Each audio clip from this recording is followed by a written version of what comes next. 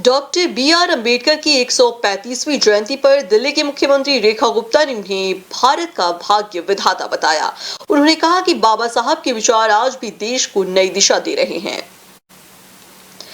दिल्ली में आयोजित अंबेडकर जयंती समारोह के दौरान मुख्यमंत्री रेखा गुप्ता ने बाबा साहब को नमन करते हुए उन्हें भारत का महानायक बताया। उन्होंने कहा कि डॉक्टर अंबेडकर ने देश को जो संविधान दिया उसी से भारत आगे बढ़ रहा है।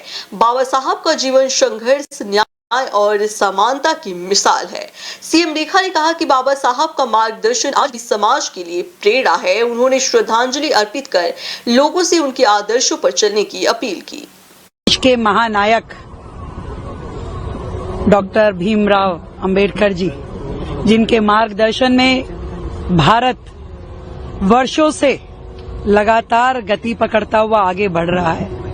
उन्होंने जिस प्रकार से भारत को चलने की राह दी, एक मार्गदर्शक बनकर के, एक संविधान हाथ में देकर के, जिसकी उपयोगिता वर्षों वर्ष रहेगी, पूरे विश्व के अनेकों संविधानों में से खोज करके जब उन्होंने भारत के लिए संविधान बनाया तो एक एक नियम, एक एक बात जो उसमें कही गई वो देश के करोड़ों लोगों के हित में कही गई। और उस एक सूत्र में बंधने के बाद भारत लगातार प्रगति की राह पे है।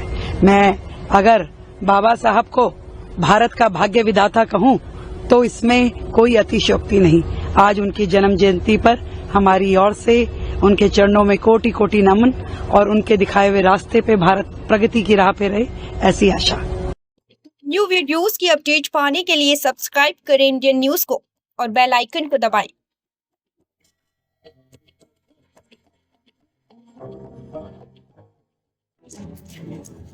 ये है इंदू ब्रॉडकास्टिंग प्राइवेट लिमिटेड और आप देख रहे हैं इंडियन न्यूज, हर पल, हर क्षण, हर सच।